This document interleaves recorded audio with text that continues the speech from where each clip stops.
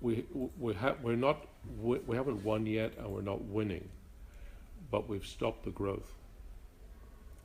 Now, some of the poaching has shifted in areas, so as the Krugers diminished, they've gone to Natal. There's parts of that, but I do think it's sustainable in certain areas. I think Botswana is going to be part of it. I think the Delta is part of it, and that's why I'm involved in that, because obviously because it's a Delta, the level of protection you can give to the rhinos is much greater. So I think we're going to be able to save them, but there's a lot more to be done. And what we're doing at the moment is the stage that everyone's been at with regard to elephants.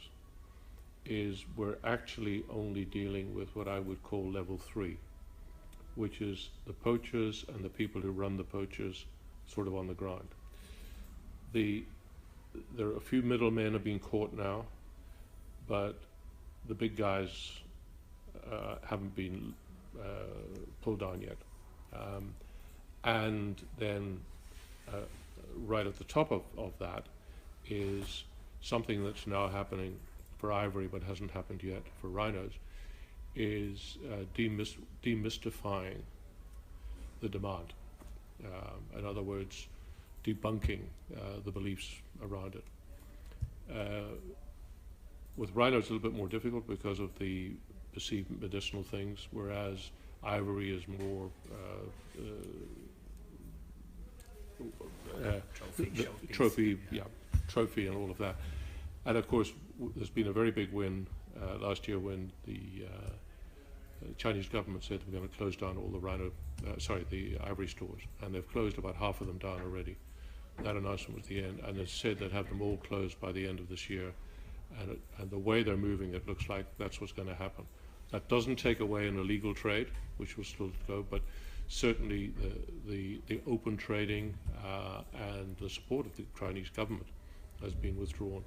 Vietnam hasn't got there yet. There are others haven't got there, but I mean China was the big one. So that's going to shift the needle with regard to with ivory. And if you can see, if you reduce the demand, then you reduce the price as well.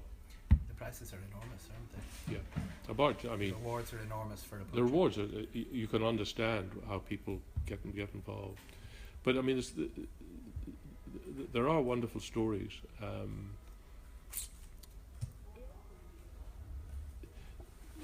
The key to the whole thing is this: you've got to get the demand side in these ones. But if you're talking about conservation as a whole, unless it is to the benefit of the local people and they perceive it to be to their benefit, we will not win. It's all great about, it's wonderful for us nice rich people to go and watch the animals and take photographs and say how much we love the countryside. The people who want to feed themselves and educate their children and what have you, and unless it helps them do that, we will not preserve what we want to be preserved. So you've got to think about it that way. But when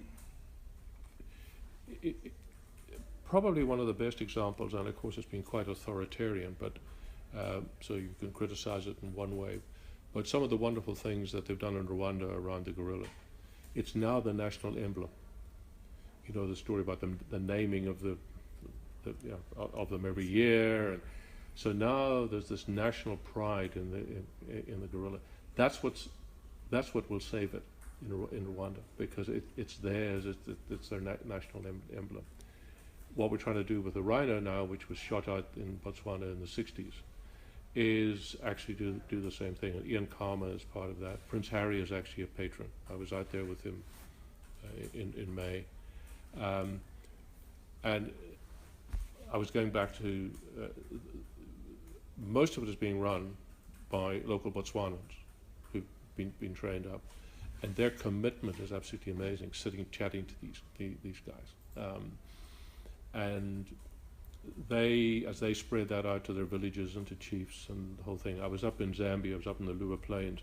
He's amazing, because he takes on the toughest areas. He's just doing 500 elephants up into the northern part of Malawi. You know that story. Peter's absolutely amazing. But what he does, and Lou is part of it, is he thinks local community all the way through. Yeah. Okay, and that's why he's successful. That's why governments allow him to do what he does, give him his 20-year lease and whatever it is. And I'm just supporting.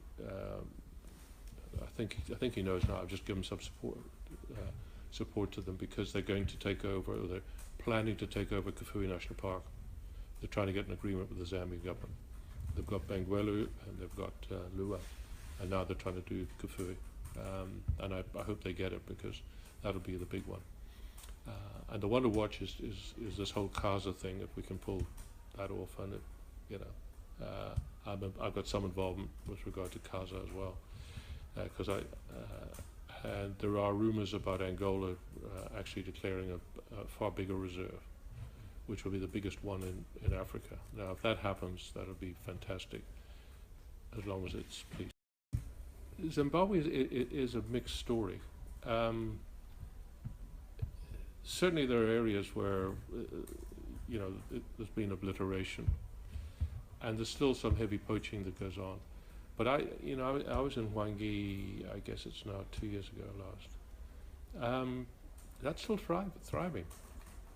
And there's now a move to open up the Tushadona area on Lake Kariba again. So there's still a group of people, and they're all Zimbabweans, and both racial groups, who managed to keep it going. So I don't think it's under pressure, but I think there's enough people there holding it together that when the inevitable happens to Mr. Mugabe, that it can come back. I think the Congo is a real problem, and of course West Africa generally. Actually, I want to get. Have you been to Chad? Never. I want to go there to see those desert elephants, and I've got to think about how I do that for obvious reasons. But I want to get there, and